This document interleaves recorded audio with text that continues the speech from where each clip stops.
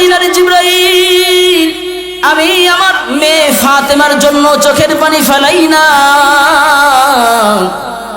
এই জিবরাইল, তুমি জানো নি আমি আমার সুখের দিনের দুঃখের দিনের বিবি হযরত খাদিজাতুল কুবরা রাদিয়াল্লাহু তাআলা আনহুর জন্য কাঁদিনা।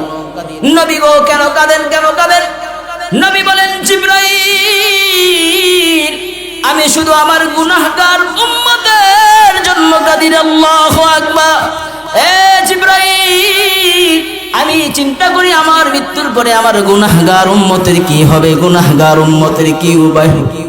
যেই নবী এত মায়ার নবী, এত মায়া, বলে মৃত্যুর আগে উম্মতের চিন্তা করছে, মৃত্যুর আগে উম্মতের জন্য কাইদা গেছে, মৃত্যুর আগে উম্মতের জন্য চোখের পানি ফলাইছে। এই নবীর কেমন মায়া, কেমন মায়া! কিয়ামতের ময়দানে এই গুনাহগার উম্মতের জন্য আল্লাহর কুদরতি কদমে সিজদায় পড়ে নবী এত পরিমাণে চোখের পানি ফলাবেন আর এত পরিমাণে হামদ এবং সারা পড়বেন। নবী বলেন, এই আমার এক সেজদার চোখের পানি এবং হামদ এবং সারা যদি সারা দুনিয়ার মানুষের মাঝেও বন্টন করা দেয়, কিয়ামত পর্যন্ত যত মানুষ আসবে কোনো সময় তারা এত চোখের পানি এবং এত হামদ এবং সানা পড়ে শেষ করতে পারবে না। বলেন সুবহানাল্লাহ। এজন্য বুঝেন নবীর কেমন মায়া, কেমন মায়া। শুধু তাই নয় রে বান্দা, নবী এই গুনাহগার উম্মতের জন্য হাউজে কাউসারের পেয়ালা নিয়ে দাঁড়ায় থাকবে। নবী ফুলসিরাতের গোড়ায় দাঁড়ায় থাকবে আর দেখবে উম্মতরে পার করে জান্নাতে দেওয়া যায় কিনা। বলেন আল্লাহু আকবার। আল্লাহর নবী সাল্লাল্লাহু আলাইহি ওয়াসাল্লাম উম্মতকে maaf করার জন্য শুধু উসিলা খুঁজবেন, উসিলা। বান্দারে উম্মতরে কিভাবে maaf কইরা মাওলার জান্নাতে নেওয়া যাওয়া যায় সেই চিন্তায় আল্লাহর নবী সাল্লাল্লাহু আলাইহি ওয়াসাল্লাম মগ্ন থাকবে। শুধু বান্দায় তাই নয় রে, তাই নয়, বরং নবী উম্মতের আগে নবী জান্নাতে যাবে না, সব উম্মতরে জান্নাতে ঢুকায়া সব নবী সব উম্মতকে জান্নাতের মধ্যে রাহমাতাল লিল আলামিন ঢুকায়া সর্বশেষ নবী উম্মতের পিছনে জান্নাতে যাবে। বলেন সুবহানাল্লাহ। তাহলে বুঝেন নবী কেমন দামি, নবী কেমন দামি নবী। দুনিয়ার নেতাদের অবস্থা এমন হয়, নেতা বিপদে পড়লে কর্মীদের কোনো খবর থাকে না। কথা বলেন ঠিক কি না? বাবা বিপদে পড়লে সন্তানের কোনো খবর থাকে না, সন্তান বিপদে পড়লে বাবা আমার কোনো খবর থাকে না। দুনিয়ার সম্পর্ক, দুনিয়ার মায়া হলো একটা স্বার্থপর মায়া। স্বার্থে আঘাত লাগলে একজন আরেকজনে ভুলতেও বেশি সময় নেয় না। কথা বলেন ঠিক কি না? কিন্তু আমার আপনার নবী নিঃস্বার্থে উম্মতকে ভালোবাসছেন। কেমন ভালোবাসছেন? নবী বলেন, আমার উম্মত একটা জাহান্নামে পড়ে থাকবে, আমি নবী উম্মতকে জাহান্নামে ফেলায়া জান্নাতে যাব না। বলেন সুবহানাল্লাহ। তাহলে বুঝেন কেমন মায়া, নবীর কেমন মায়া। সেই নবীও দুনিয়া থেকে চলে গেছে। সেই নবীর মৃত্যুর আগে জিবরাইল আমিনকে জিজ্ঞেস করতেছে, জিবরাইল, আমি তো দুনিয়া থেকে চলে যাব, তো আমার উম্মতের কি হবে, আমার উম্মতের কি উপায় হবে? হযরতে জিবরাইল আল্লাহর আদালতে যা বললেন, রব্বুল আলামিন, নবী তো কান্না করতেছেন, জিজ্ঞেস করেছেন তার উম্মতের কি উপায় হবে তার মৃত্যুর পর। আল্লাহ পাক রব্বুল আলামিন জিবরাইলকে জানায় দেয়, জিবরাইল যাও যাও, আমার হাবিবকে তুমি সুসংবাদ শোনায় দাও, আমার হাবিবকে তুমি সুসংবাদ জানা দাও যে নবী গো, আপনার টেনশনের কোনো কারণ নাই, পেরেশানির কোনো কারণ নাই। আপনার মৃত্যুর পরে আপনার উম্মতের জিম্মাদারি আমি রব্বুল আলামিন স্বয়ং নিজেই নিয়ে নিলাম। বলেন সুবহানাল্লাহ। আল্লাহ পাক রব্বুল আলামিন স্বয়ং নিজেই জিম্মাদার নিয়ে নিছে যে উম্মত গুমরাহ হবে, উম্মত গুনাহ করবে, উম্মত অপরাধ করবে, বান্দা যত বড় নাফরমানি কাজ করুক না কেন, আল্লাহ পাক রব্বুল আলামিন বলেন, বান্দা নাফরমানি কাজ বোঝার পর যদি আমি রব্বুল আলামিনের নিকট একবার চোখের পানি ফেলায়া যদি কান্না করে আল্লাহকে বলে আল্লাহ বলে ডাক দিতে পারে আর নিজের কৃতকর্মের জন্য যদি আমি রবের নিকট নত হতে পারে, তো আমি রব তার জিন্দেগীর সবগুলি গুনাহ মাফ করি। তাহলে বুঝেন রব্বুল আলামিনের কত মায়া। রবের মায়া আরো বেশি, রবের মায়া আরো বেশি। রবের মায়া কত, রবের মায়া কত। একটা ঘটনা যদি আপনাদেরকে বোঝাই তাহলে বুঝবেন রবের মায়া কত। হযরতে নূহ আলাইহিস সালাতু ওয়াস সালাম যখন যখন আল্লাহ পাক রব্বুল আলামিনের একাত্মবাদের দাওয়াত 950 বছর তার কওমদেরকে দিয়েছে, 950 বছর যখন দ্বীনের দাওয়াত দিলেন, 950 বছর দ্বীনের দাওয়াত দেওয়ার পর মাত্র মুষ্টি কয়েকজন মানুষ ঈমান আনছে, ঈমান, মাত্র মুষ্টি কয়েকজন মানুষ ঈমানের মতো সম্পদ অর্জন করছে। আর সবাই হযরতে নূহ আলাইহিস সালাতু ওয়াস সালামের পিছনে লেগে গেছে। হযরত নূহ আলাইহিস সালাতু ওয়াস সালামের পিছনে এমন ভাবে লাগছে, বলে নূহ আলাইহিস সালাতু ওয়াস সালাম যখন রাস্তা দিয়ে যাইতেন তো তাকে ব্যঙ্গ করে কথা বলতেন, কটু কথায় কথা বলতেন। আজকালকার আমাদের সমাজেও এই প্রচলনটা আছে না নাই? কথা বলেন, এমন মানুষ আছে যে হুজুররা যদি রাস্তা দিয়ে হাইটা যায় তো ব্যঙ্গ করে কথা বলে কি বলে না? বলেন, অহরহ মানুষ বলে, হয়তো প্রকাশ্যে বলে না হয় গোপনে বলে। হযরত নূহ আলাইহিস সালাতু ওয়াস সালামের কওমের লোকেরা এমন ছিল, নবী যে নূহ যখন রাস্তা দিয়ে হাঁটতেন তার কওমের লোকেরা এমন ভাবে নবীকে অপমান অপদস্থ করতেন। আল্লাহ পাক রব্বুল আলামিনের নিকট অতিষ্ঠ হইয়া 950 বছর পর দোয়া করলেন, আল্লাহ, আমার কওম এমন একটা নিকৃষ্ট জাতি, যেই জাতিকে 950 বছর দ্বীনের দাওয়াত দিলাম, মাত্র মুষ্টি কয়েকজন মানুষ মুসলমান হয়েছে, আর কেউ ঈমান আনে না। আল্লাহ, এই জাতিকে ধ্বংস করে আপনি নতুন একটা জাতি বানান। আল্লাহ পাক রব্বুল আলামিন পয়গম্বর নূহ আলাইহিস সালাতু ওয়াস সালামের দোয়াটা কবুল করে নিলেন। দোয়াটা কবুল করে নেওয়ার পর আল্লাহ পাক রব্বুল আলামিন তার কওমদেরকে প্লাবন দিয়ে ধ্বংস করে দিলেন। সব ধ্বংস করে দেওয়ার পর যখন প্লাবন শেষ হয়ে যায়, আল্লাহ পাক রব্বুল আলামিন মূসা পয়গম্বর নূহ আলাইহিস সালাতু ওয়াস সালামকে একটু কষ্ট বোঝানোর জন্য আল্লাহ তাদেরকে অনুমতি দিলেন, নূহ, যাও তুমি যাইয়া কিছু কাদামাটি সংগ্রহ করো, কাদামাটি সংগ্রহ করিয়া কিছু তৈজসপত্র, কিছু বাসন পোড়া ডেক ডেস্কি বানাও। সুন্দর করে পয়গম্বর নূহ আলাইহিস সালাতু ওয়াস সালাম বানাইলেন। অনেক দিন যাবত অনেকগুলি বানাইলেন। আল্লাহর কাছে যায় বললেন, আল্লাহ, আপনার হুকুম অমান্য করার কোনো রাস্তা নাই। ডেস্কি বানাইতে বললেন, সুন্দর করে বানাইলাম, এখন কি করব? আল্লাহ বলে, এগুলো রং করো। সুন্দর করে রং করলেন, শুকাইলেন, সুন্দর করে সাজায় রাখলেন। আল্লাহ পাক রব্বুল আলামিন বললেন, নূহরে, তোমার হাতে কি? বলে, আমার হাতে হলো একটা লাঠি। এ নূহ, যাও যাও যাও, তোমার এই লাঠি দিয়া সবগুলি পাইলা ভাঙা ফেলো। যা তুমি সুন্দর সুন্দর আকৃতি এবং সূরত দিয়া বানাইছো সবগুলি তুমি বাইরা ভাঙা ফেলো। পয়গম্বর নূহ মনটা বড় খারাপ হয়ে গেল, সবগুলি বাইরা বাইরা ভাঙা ফেললো। কারণ হুকুম কার? আর আওয়াজ দেয়া বলেন, হুকুম হলো আল্লাহর। পয়গম্বর নূহ সবগুলো ভাঙা দিলেন, মন খারাপ করে বসে রইলেন। আল্লাহ পাক রব্বুল আলামিন বললেন, নূহ রে, মনটা বুঝি বড় খারাপ, মনটা বুঝি বড় ভার? বলে, হ্যাঁ আল্লাহ, অনেক কষ্ট কইরা, অনেক সুন্দর কইরা, পছন্দ কইরা, সুন্দর কইরা, কষ্ট কইরা এগুলো বানাইলাম, কেন আবার এগুলো ভাঙতে বললেন? বুঝলাম না ব্যাপারটা কি? আল্লাহ পাক রব্বুল আলামিন বললেন, নূহ রে, তুমি যখন তোমার ডেকটিসগুলা বাইরা বাইরা ভাঙছো তখন ওইগুলা কি চিৎকার মারছিল, কষ্ট পাইছিল, তোমারে ডাকছিল? নূহ নবী বলে, না আল্লাহ, না না, আমি যখন ডেকটিসগুলা বাইরা বাইরা ভাঙছি ওগুলা কোনো চিৎকার মারে নাই, কষ্ট পায় নাই, আমারে ডাকও দেয় নাই। আল্লাহ পাক রব্বুল আলামিন বললেন, নূহ রে, আমি তো বনি আদম রে বড় মায়া করে সৃষ্টি করেছি।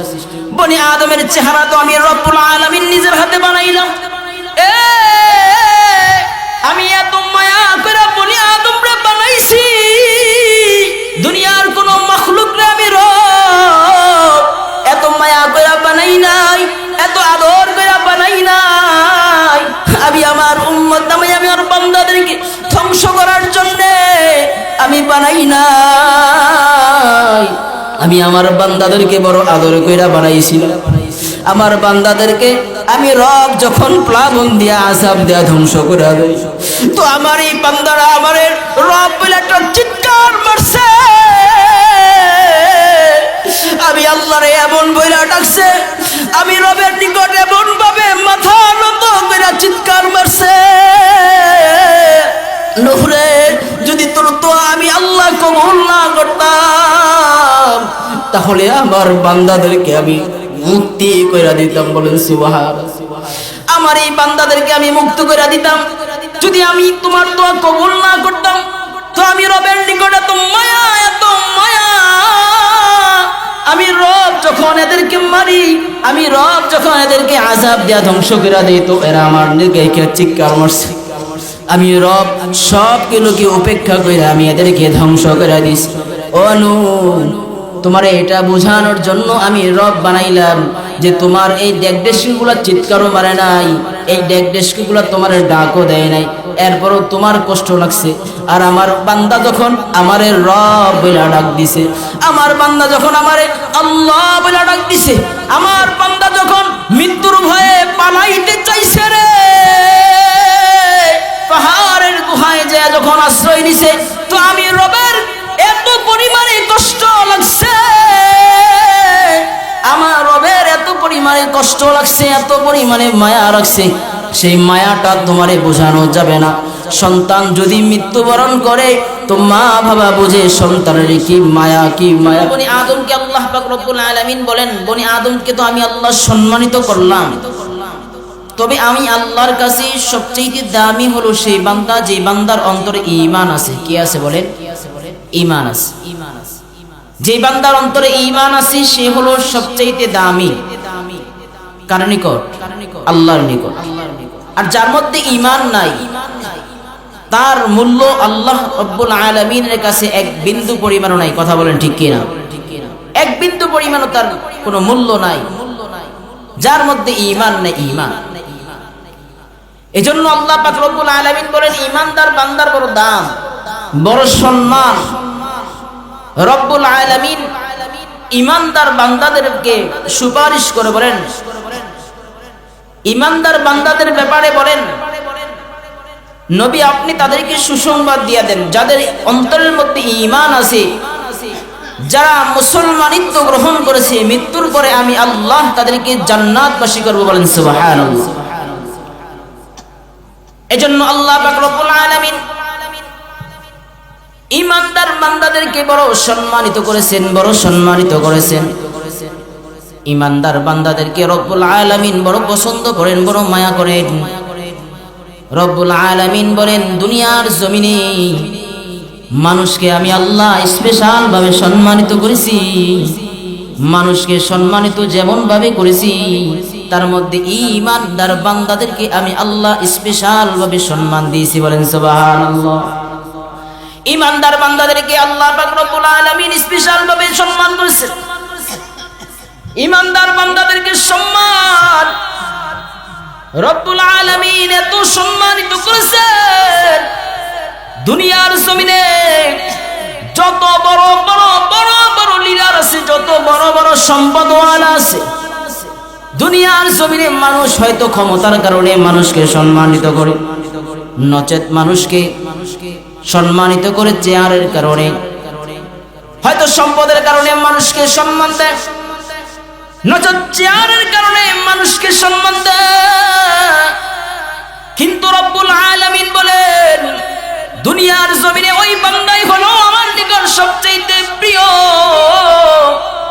যেই বান্দার ভিতরে ইলম আছে, যেই বান্দার ভিতরে, যে বান্দার অন্তরের মধ্যে ঈমান আছে, ঈমান, যেই বান্দার অন্তরের মধ্যে ঈমান আছে সেই হলো সবচেয়ে বেশি সম্মানিত। এজন্য রব্বুল আলামিন ওই বান্দাদেরকে সুসংবাদ দেয় যে ঈমানদার বান্দারা সুসংবাদ গ্রহণ করো, ঈমানদার বান্দা মৃত্যুবরণ করার সাথে সাথে রব্বুল আলামিনের জান্নাতে পৌঁছে যাবে। বলেন সুবহানাল্লাহ। এজন্য আল্লাহর নবী সাল্লাল্লাহু আলাইহি ওয়াসাল্লাম বলেন ঈমানদার বান্দাদের জন্য বড় সুসংবাদ। রব্বুল আলামিন বলেন কেমন সুসংবাদ?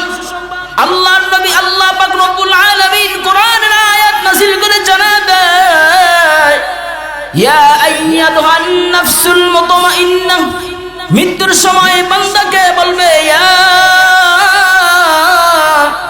আইয়াতুহান নাফসুল মুতমাইন্নাহ ইরজিই ইলা রাব্বিকি রাদিয়াতাম মারদিয়াহ মৃত্যুর সময় ইমানদার বান্দাদেরকে রব ডাইকা ডাইকা বলবি, ইয়া আইয়াতুহান নাফসুল মুতমাইন্না, হে নফসে মুতমাইন্না, তুমি চলে আসো, আমি রবের নিকট চলে আসো।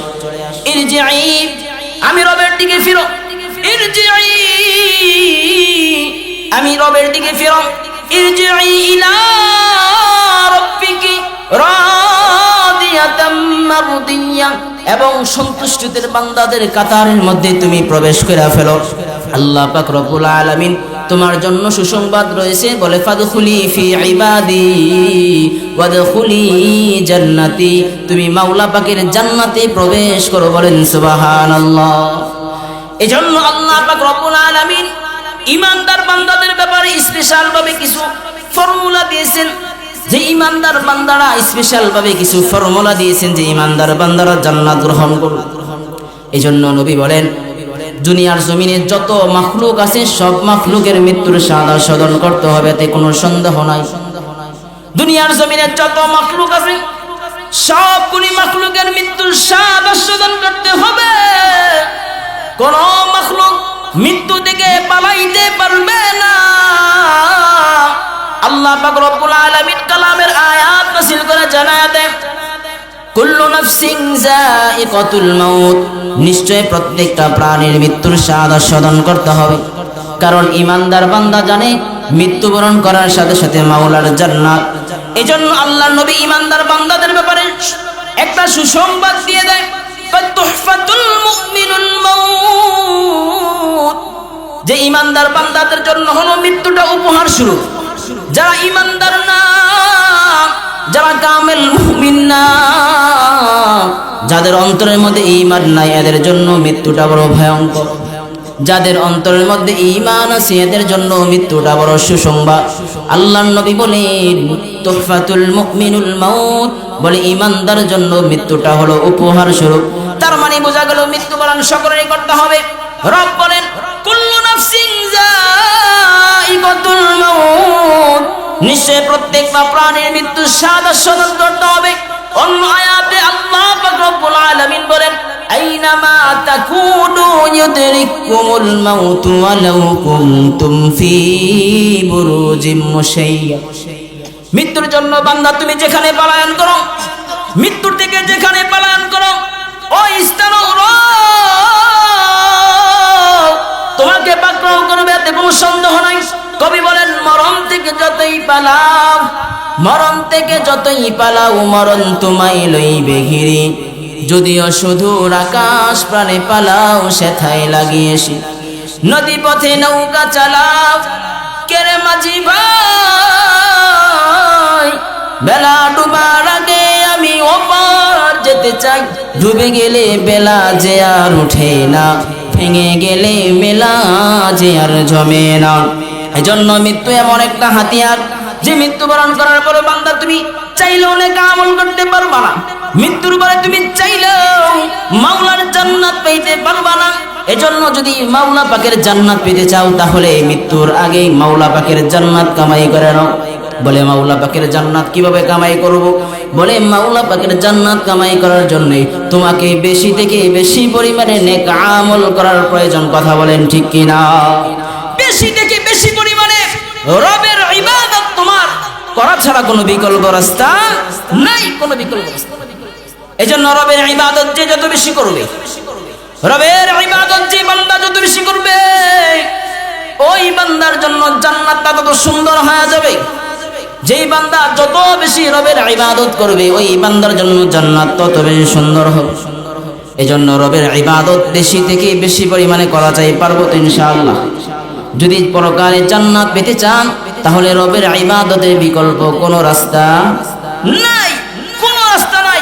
দুনিয়ার জমিনে যদি কেউ লাভবান হতে চায় তাহলে তার টাকার প্রয়োজন আছে না নাই? হয়তো ব্যবসা বাণিজ্য করে আপনি লাভবান হবেন, নচেৎ চাকরি বাকরি করে আপনি বড় লোক হবেন। যে কোনো একভাবে না একভাবে আপনি কি হবেন? বড় লোক হবেন। তো আপনি যদি আখিরাতকে জোগাড় করতে চান, আখিরাত, তাহলে আপনারও পরকালের জন্য সামানা জোগাড় করতে হবে। সেটা হলো নেক আমল। সেটা কি বলেন? নেক আমল আপনার করতে হবে। নেক আমল করা ছাড়া কোনো রাস্তা আছে বলেন? কোনো রাস্তা নাই। যদি মাওলা পাকের জান্নাত যেতে চান, জান্নাত পেতে চান, তাহলে বেশি থেকে বেশি পরিমাণ নেক আমলের প্রয়োজন। এই জন্য ভাইরা আমার, ইমানদার বান্দারা এরা নেক আমল দুনিয়া থাকতে অর্জন করে, দুনিয়া থাকতে নেক আমলের পাহাড় গ্রহণ করে, নেক আমলের পাহাড় জোগায়। বলে দুনিয়া থেকে চলে যাবে, এরপরে নেক আমল করবে, না না বান্দা না, এর কোনো সুযোগ নাই। যেমন দুনিয়ার জমিনে মৌসুম আসে, মৌসুম ঝড়ের সময় আম কুড়ানোর জন্য যদি ঝড়ের পরে যান, আম পাবেন? সবাই বলেন পাবেন না? আম পাওয়ার কোনো সুযোগ নাই। বলে ঝড়ের সময়, আম কুড়ানোর সময়। তদ্রূপ ইমানদার বান্দা তার হায়াতের আগে, হায়াত শেষ হওয়ার আগে ইমানদার বান্দা নেক আমলকে কুড়ায় নেয়, জান্নাত কামাই করে নেয়। এরাই হলো জ্ঞানী। আল্লাহ পাক রব্বুল আলামিন এদের ব্যাপারে সুসংবাদ দেয়, বলে যারা ইমানদার বান্দা, যারা ইমানদার, এরা যেন সুসংবাদ গ্রহণ করে নেয়, এরা যেন রবের জান্নাতের অপেক্ষায় থাকে। বলেন সুবহানাল্লাহ। এরা যেন রবের জান্নাতের অপেক্ষায় থাকে, যারা দুনিয়ার জমিনে নেক আমলের পাহাড় জমাই করে। এজন্য বান্দা, দুনিয়ার জমিনে আমি আপনি আছি, আজকে আছি কালকে চলে যাবে, আর কোনো গ্যারান্টি আছে? না না না। আমি আর আপনি আজকে আছি, এমন একটা দিন আসবে আমি আপনি থাকবো না। এখানে বসে বসে আপনারা কথা শুনতেছেন, আমি এখানে বসে বসে কথা বলতেছি, এমন একটা সময় আসবে আমিও আপনি কেউ থাকবো না। সবাই যার যার মতো চলে যাব, কেউ কারো থাকবো না। সবাই একদিন অন্ধকার কবরের বাসিন্দা হয়ে যাবে। এই জমিনে কত মানুষ আসছিল, কত ক্ষমতাওয়ালা মানুষ আসছিল, কত সম্পদওয়ালা মানুষ আসছিল, আজ পর্যন্ত তা কেউ থাকতে পারে নাই। তার মানে বোঝা যায়, দুনিয়ার ক্ষমতা দিয়ে চিরজীবন থাকা যায় না, দুনিয়ার সম্পদ দিয়েও চিরজীবন থাকা যায় না, দুনিয়ার কোনো কিছু দিয়া ডাক্তার ধরেও চিরজীবন থাকা যায় না। বলে মৃত্যুর স্বাদ প্রত্যেকটা মানুষকে গ্রহণ করতে হবে। এজন্য নবী বলেন, মৃত্যুর আগে তুমি তোমার জান্নাতকে গ্রহণ করে নাও, তোমার জান্নাত কামাই করে নাও। মৃত্যুর আগে তুমি তোমার জান্নাতকে সংগ্রহ করে নাও, মৃত্যুর আগে তুমি তোমার জান্নাতকে সাজায় নাও। বলে আমি আর আপনি কিভাবে জান্নাত সাজাবো? বলে আমি আর আপনি জান্নাত সাজাইতে হইলে বেশি থেকে বেশি পরিমাণের নেক আমলের প্রয়োজন। কথা বলেন ঠিক কিনা? বেশি থেকে বেশি পরিমাণের নেক আমলের প্রয়োজন, যদি আমি আর আপনি জান্নাত কামাই করতে চাই। এই জন্য ভাইয়ারা আমার, মৃত্যু এটা কাউকে বইলা আসে না। মৃত্যু কাউকে বইলা আসছে? মৃত্যু কাউকে বইলা আসে না। দুনিয়ার জমিনে এমন কোন রেকর্ড নাই যে মৃত্যু বইলা আসে। তবে একজনের ব্যাপারে মৃত্যু বইলা আসছে, মালাকুল মউত হযরত আজরাইল। একজনের ব্যাপারে বইলা আসছে, তিনি হলেন আমার আপনার নবী জনাবে মুহাম্মদুর রাসূলুল্লাহ সাল্লাল্লাহু আলাইহি ওয়াসাল্লাম। যখন মৃত্যুর শয্যায় সজ্জিত হয়ে গেলেন, জিবরাইল হযরত আজরাইল আলাইহিস সালাতু ওয়াস সালাম এসে বললেন, আল্লাহর নবী, আল্লাহ পাক রব্বুল আলামিন আপনার নিকট আমাকে পাঠিয়েছেন। বলে কেন পাঠিয়েছেন, কেন পাঠিয়েছেন? আল্লাহর নবীকে আজরাইল বলল, ওগো পয়গম্বর, আপনি হলেন সারা দুনিয়ার নবী। আল্লাহ পাক রব্বুল আলামিন সারা দুনিয়ার জন্য রহমত বানায়া আপনার দুনিয়ায় পাঠাইছে গো নবী। আপনার নিকট আল্লাহ আমাকে পাঠাইছেন, যদি অনুমতি দেন তাহলে আপনার রূহটাকে আমি কবজ করে নিব। আল্লাহর নবী সাল্লাল্লাহু আলাইহি ওয়াসাল্লাম বলল, আজরাইল তুমি আমার রূহটা কবজ করে নিবে, আমি প্রস্তুত আছি, তবে আমার একটা শর্ত আছে। ওগো নবী কি শর্ত বলেন? বলে তুমি যে আমার রূহটা কবজ করবা, আমার ভাই আইনা জিবরাইল, আমি আমার ভাই জিবরাইলের সাথে দেখা করতে চাই। কই জিবরাইল কই? হযরত আজরাইল আলাইহিস সালাতু ওয়াস সালাম বললেন, নবী গো, আপনার ভাই হযরত জিবরাইল প্রথম আসমানে আছেন। আজরাইলকে বললেন, যাও যাও জিবরাইলকে আমার নিকট খবর পাঠাও, যাও যাও আমার নিকট জিবরাইলকে পাঠায়া দাও, জিবরাইলের সাথে আমি কিছু কথা বলবো, এরপরে তুমি আমার রূহটাকে কবজ করে নিও। হযরতে মালাকুল মউত যখন জিবরাইলের নিকট গেলেন, যা বললেন, জিবরাইল দু জাহানের বাদশা নবী তোমার সালাম জানাইছিলেন জিবরাইল, যাও না নবীর সাথে দেখা করো, নবীর সাথে কথা বলো, যাও নবী তোমার সাথে কথা বল। জিবরাইল আমিন নবীর সামনে আসলেন, দুইটা পাও সুন্দর করে নামাজের শুরুতে বিছায়া দিলেন। নামাজের শুরুতে বৈশা জিবরাইল আলাইহিস সালাতু ওয়াস সালাম বসে কাঁদতেছেন, পয়গম্বর নবীও কাঁদতেছে, জিবরাইলও চোখের পানি ফেলা ফেলা কাঁদতেছেন। নবীজি জিজ্ঞেস করে, জিবরাইল তুমি কেন কান্না করো? জিবরাইল চোখের পানি ফেলায় এখনো কাঁদতেছেন। নবী জিজ্ঞেস করে, জিবরাইল কেন তুমি কান্না করতেছো? হযরতে নবী করিম সাল্লাল্লাহু আলাইহি ওয়াসাল্লামের প্রশ্নে জিবরাইল বলল, নবী গো, আপনার সাথে আমার সর্বশেষ দেখা, আর কোন সময় আপনার সাথে দেখা হবে না, কারণ আল্লাহ পাক রব্বুল আলামিন আমাকে সৃষ্টি করেছেন। দুনিয়ার জমিনে যত পয়গম্বর যত নবী আসছে গো, সব নবীর নিকট আমি ওহী নিয়ে আসছি। কোন নবীর নিকট একবার দুইবার 100 বার 300 বার 1000 বার 1000 বার আসছি, কিন্তু নবী আপনার নিকট আমি আল্লাহর পক্ষ থেকে ওহী নিয়ে 24,000 বার আসছি। বলেন সুবহানাল্লাহ। নবী গো এমন 24,000 বার আর কোন নবীর কাছে আসি নাই, আর কোন পয়গম্বরের নিকট আমার রব 24,000 বার পাঠায় নাই, বরং আপনার নিকট আমারে 24,000 বার পাঠাইছে। আজকে সর্বশেষ দেখার কোনদিন আপনার নিকট আমাকে পাঠাবেন না রে নবী গো। আমি অপেক্ষায় থাকতাম কখন আল্লাহ পাক রব্বুল আলামিন আপনার নিকট আমাকে পাঠাবে। কেন রে জিবরাইল, কেন তুমি অপেক্ষায় থাকো? জিবরাইল বলে, হাবিব, আল্লাহ পাক রব্বুল আলামিন আপনার চেহারার মধ্যে এমন একটা নূর দিছে রে নবী, যে চেহারার মধ্যে এমন কোন মানুষ নাই যে চেহারার মধ্যে এমন নূর দিছে। আল্লাহর কোন সৃষ্টি নাই যে সৃষ্টিকে এত সুন্দর করে সৃষ্টি করেছে। নবী গো আমি জিবরাইল যখন আপনার চেহারার দিকে তাকাই, তো আমি জিবরাইল আমি অন্তরের খোরাক জোগাড় করি। বলেন সুবহানাল্লাহ। আপনার চেহারা দেখে আমার আনন্দিত হয়ে যায়, আমার মন ভরে যায়। নবী গো আজকের এই মোলাকাতের পরে আর আপনার নিকট আসতে পারবো না, এই জন্য আমি কাঁদতেছি। জিবরাইল আবার নবীকে প্রশ্ন করলেন, নবী গো আপনি কেন চোখের পানি ফেলা ফেলা কান্না করেন? আল্লাহ নবী সাল্লাল্লাহু আলাইহি ওয়াসাল্লাম বলেন, জিবরাইল আমি দুনিয়ার কোনো সম্পদের জন্য কান্না করি না, আমার কোনো সাহাবীদের জন্য আমি কান্না করি না। এ জিবরাইল আমি আমার মা বাবার জন্য কাঁদি না রে জিবরাইল, আমি আমার মেয়ে ফাতেমার জন্য চোখের পানি ফেলাই না। এই জিবরাইল তুমি জানো নি আমি আমার সুখের দিনের দুঃখের দিনের বিবি হযরত খাদিজাতুল কুবরা রাদিয়াল্লাহু তাআলা আনহুর জন্য কাঁদি না। নবী গো কেন কাঁদেন, কেন কাঁদেন? নবী বলেন, জিবরাইল আমি শুধু আমার গুনাহগার উম্মতের জন্য কাঁদি না। আল্লাহু আকবার। এ জিবরাইল আমি চিন্তা করি আমার মৃত্যুর পরে আমার গুনাহগার উম্মতের কি হবে, গুনাহগার উম্মতের কি উপায় হবে। যেই নবী এত মায়ার নবী, এত মায়া, বলে মৃত্যুর আগে উম্মতের চিন্তা করছে, মৃত্যুর আগে উম্মতের জন্য কাইদা গেছে, মৃত্যুর আগে উম্মতের জন্য চোখের পানি ফলাইছে। এই নবীর কেমন মায়া, কেমন মায়া!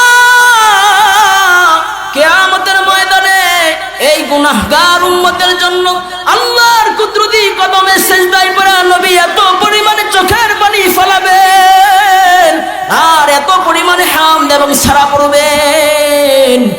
নবী বলেন, এই আমার এক সিজদার চোখের পানি এবং হামদ এবং সানা যদি সারা দুনিয়ার মানুষের মাঝে বন্টন করে দেয়, কিয়ামত পর্যন্ত যত মানুষ আসবে কোন সময় তারা এত চোখের পানি এবং এত হামদ এবং সানা পড়ে শেষ করতে পারবে না। বলেন সুবহানাল্লাহ। এজন্য বুঝেন নবীর কেমন মায়া, কেমন মায়া। শুধু তাই নয় রে বান্দা, নবী এই গুনাহগার উম্মতের জন্য হাউজে কাউসারের পেয়ালা নিয়ে দাঁড়ায় থাকবে, নবী ফুলসিরাতের কুরায় দাঁড়ায় থাকবে, আর দেখবে উম্মতরে পার করে জান্নাতে দেওয়া যায় কিনা, বলেন আল্লাহু আকবার। আল্লাহর নবী সাল্লাল্লাহু আলাইহি ওয়াসাল্লাম উম্মতকে maaf করার জন্য শুধু উসিলা খুঁজবেন, উসিলা। বান্দারে উম্মতরে কিভাবে maaf করে মাওলার জান্নাতে নেওয়া যাওয়া যায় সেই চিন্তায় আল্লাহর নবী সাল্লাল্লাহু আলাইহি ওয়াসাল্লাম মগ্ন থাকবেন। শুধু বান্দায় তাই নয় রে, তাই নয়, বরং নবী উম্মতের আগে নবী জান্নাতে যাবে না, সব উম্মতরে জান্নাতে ঢুকায়া সব নবী সব উম্মতকে জান্নাতের মধ্যে রাহমাতাল লিল আলামিন ঢুকায়া সর্বশেষ নবী উম্মতের পিছনে জান্নাতে যাবে, বলেন সুবহানাল্লাহ। তাহলে বুঝেন নবী কেমন দামি নবী, কেমন দামি নবী। দুনিয়ার নেতাদের অবস্থা এমন হয়, নেতা বিপদে পড়লে কর্মীদের কোনো খবর থাকে না, কথা বলেন ঠিক কি না? বাবা বিপদে পড়লে সন্তানের কোনো খবর থাকে না, সন্তান বিপদে পড়লে বাবা আমার কোনো খবর থাকে না। দুনিয়ার সম্পর্ক, দুনিয়ার মায়া হলো একটা স্বার্থপর মায়া। স্বার্থে আঘাত লাগলে একজন আরেকজনে ভুলতেও বেশি সময় নেয় না, কথা বলেন ঠিক কি না? কিন্তু আমার আপনার নবী নিঃস্বার্থে উম্মতকে ভালোবাসছেন। কেমন ভালোবাসছেন?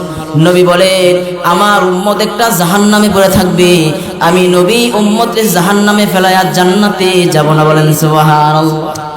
তাহলে বুঝেন কেমন মায়া নবীর, কেমন মায়া। সেই নবীও দুনিয়া থেকে চলে গেছে। সেই নবীর মৃত্যুর আগে জিবরাইল আমিনকে জিজ্ঞেস করতেছে, জিবরাইল আমি তো দুনিয়া থেকে চলে যাব, তো আমার উম্মতের কি হবে, আমার উম্মতের কি উপায় হবে?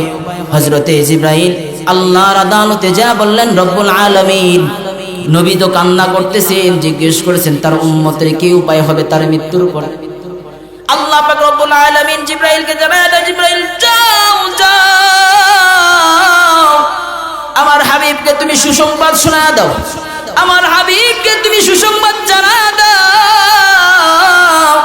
যে নবী গো আপনার টেনশনের কোনো কারণ নাই, পেরেশানির কোনো কারণ নাই, আপনার মৃত্যুর পরে আপনার উম্মতের জিম্মাদারি আমি রব্বুল আলামিন স্বয়ং নিজেই নিয়ে নিলাম, বলেন সুবহানাল্লাহ। আল্লাহ পাক রব্বুল আলামিন স্বয়ং নিজেই জিম্মাদার নিয়ে নিছে যে উম্মত গুমরাহ হবে, উম্মত গুনাহ করবে, উম্মত অপরাধ করবে, বান্দা যত বড় নাফরমানি কাজ করুক না কেন আল্লাহ পাক রব্বুল আলামিন বলেন বান্দা নাফরমানি কাজ বুঝার পর যদি আমি রব্বুল আলামিনের নিকট একবার চোখের পানি ফেলায়া যদি কান্না করে আল্লাহকে বলে আল্লাহ বলে ডাক দিতে পারে আর নিজের কৃতকর্মের জন্য যদি আমি রবের নিকট নত হতে পারে, তো আমি রব তার জিন্দেগীর সবগুলি গুনাহ মাফ করি। নবী নূহ যখন রাস্তা দিয়ে হাঁটতেন তার কওমের লোকেরা এমন ভাবে নবীকে অপমান অপদস্থ করতেন, আল্লাহ পাক রব্বুল আলামিনের নিকট অতিষ্ঠ হইয়া ৯৫০ বছর পর দোয়া করলেন, আল্লাহ আমার কওম এমন একটা নিকৃষ্ট জাতি, যেই জাতিকে ৯৫০ বছর দ্বীনের দাওয়াত দিলাম, মাত্র মুষ্টি কয়েকজন মানুষ মুসলমান হইছে, আর কেউ ঈমান আনে না। আল্লাহ এই জাতিকে ধ্বংস করে আপনি নতুন একটা জাতি বানান। আল্লাহ পাক রব্বুল আলামিন পয়গম্বর নূহ আলাইহিস সালাতু ওয়াস সালামের দোয়াটা কবুল করে নিলেন। দোয়াটা কবুল করে নেওয়ার পর আল্লাহ পাক রব্বুল আলামিন তার কওমদেরকে প্লাবন দিয়ে ধ্বংস করে দিলেন।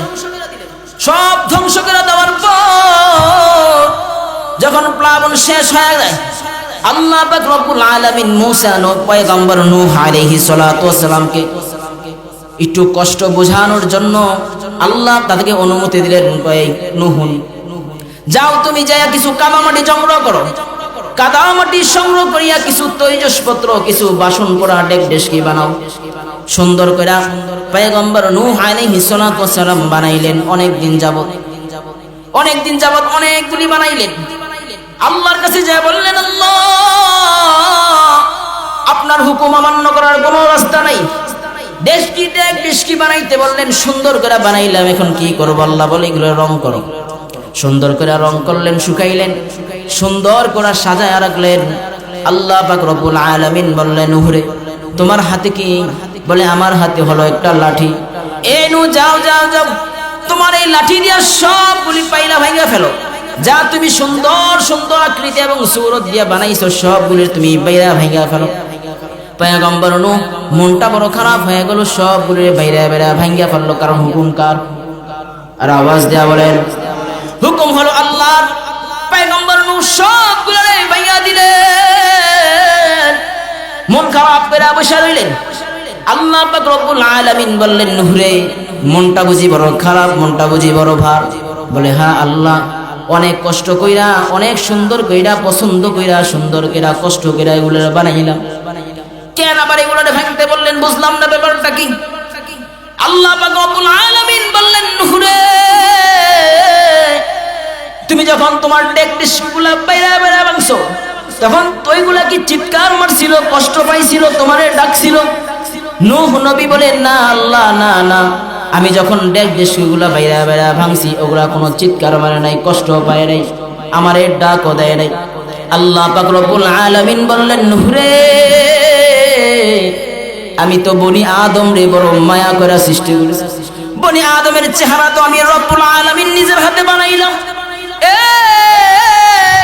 আমি এত মায়া করে বনি আদম রে বানাইছি, দুনিয়ার কোন মাখলুক রে আমি রব এত মায়া করে বানাই নাই, এত আদর করে বানাই নাই। আমি আমার উম্মত, আমি আমার বান্দাদেরকে ধ্বংস করার জন্য আমি বানাই নাই। আমি আমার বান্দাদেরকে বড় আদর কইরা বানাইছিলাম। আমার বান্দাদেরকে আমি রব যখন প্লাবন দিয়া আযাব দিয়া ধ্বংস করে দেই, তো আমার এই বান্দারা আমার রব বলে একটা চিৎকার মারছে। আমি আল্লাহরে এমন বইলা ডাকছে, আমি রবের নিকট এমন ভাবে মাথা নত করে চিৎকার মারছে, নূহ রে, যদি তোর তো আমি আল্লাহ কবুল না করতাম, তাহলে আমার বান্দাদেরকে আমি মুক্তি কইরা দিতাম। বলেন সুবহানাল্লাহ। আমার এই বান্দাদেরকে আমি মুক্ত কইরা দিতাম যদি আমি তোমার দোয়া কবুল না করতাম।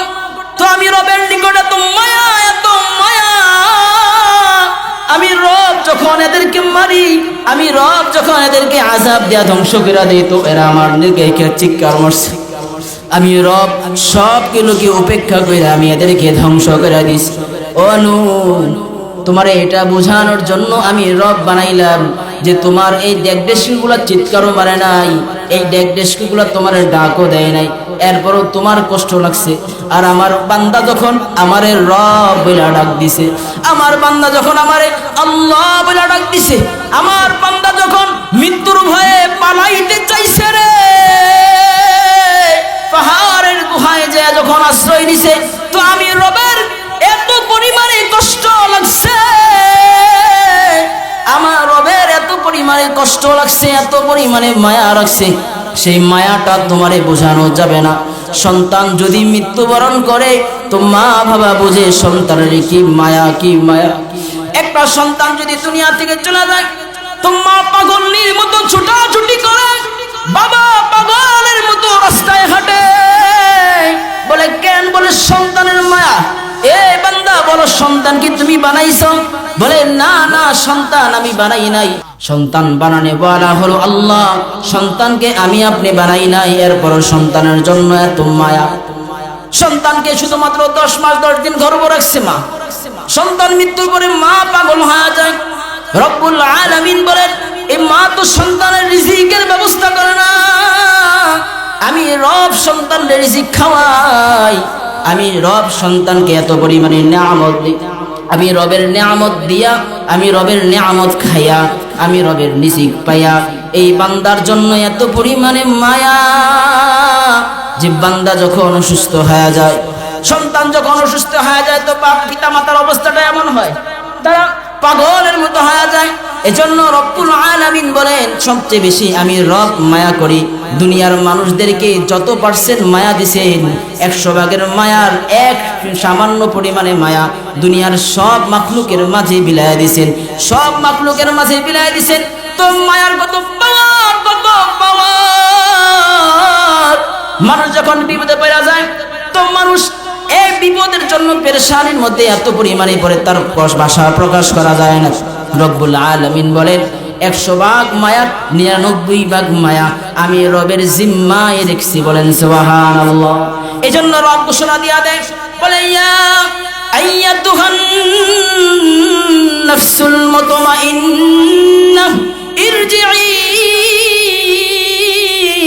ইলা রাব্বিকি রাদিয়াতাম মারদিয়াহ বলে ইমানদার বান্দাদেরকে আমি রব মৃত্যুর সময় ইস্তেকবাল দিয়া তাকে জান্নাতের সুসংবাদ শোনায় দেই। বলেন সুবহানাল্লাহ। এজন্য ভাইরা আমার রবের এত মায়া, রব আপনাকে এত এত পুরস্কার দিবেন। শুধু তাই না, বরং বান্দা আপনি যত বড় গুনাহ করেন, যত বড় অপরাধ করেন, রবের নিকট চোখের পানি ফেলা যদি একবার গুনাহের জন্য ক্ষমা চাইতে পারেন, একবার গুনাহের জন্য তওবা করতে পারেন, তওবায়ে নাসুহা যদি করতে পারেন, একনিষ্ঠ তওবা করতে পারেন, তাহলে রব আপনার জিন্দেগীর সবগুলি গুনাহ মাফ করে দেবে। বলেন সুবহানাল্লাহ। এজন্য যত বড় অপরাধ করেন না কেন, রবের নিকট ক্ষমা চাইতে পারবেন তো ইনশাআল্লাহ। আজকে মাহফিল থেকে তওবার নিয়তে সবাই বসবেন আর মনে মনে নিয়ত করবেন যে আজকে মাহফিল আমার জন্য শেষ মাহফিল হতে পারে। এজন্য তওবায়ে নাসুহার নিয়তে বসবেন এবং উলামায়ে কেরামের আলোচনা শুনবেন এবং নিজের আত্মাকে বুঝাবেন, নিজের অন্তরকে বুঝাবেন যে দুনিয়ায় আমরা যে অপরাধ করছি, দুনিয়া আমরা যেভাবে চলছি, হায় হায় এটা তো আমার আসল জিন্দেগি নয়, আমার আসল জিন্দেগি হলো পরকাল। কথা বলেন ঠিক কি না? মুসলমানের আসল জিন্দেগি কোনটা? পরকাল, আখিরাত হলো মুসলমানের আসল জিন্দেগি। এজন্য ভাইয়েরা আমার, আসুন আমরা তওবার নিয়ত আজকে এই মাহফিলে বসি এবং একনিষ্ঠ তওবা করি। আল্লাহ পাক রব্বুল আলামিন মৃত্যুর আগে সকলকে পরিপূর্ণ তওবায়ে নাসুহা করে আল্লাহর প্রিয় গোলাম বানায়া আল্লাহ যেন কবরবাসী করেন। সকলে জবান খুলে বলেন আমিন। ওয়া আখিরু দাওয়ানা আলহামদুলিল্লাহি রাব্বিল আলামিন।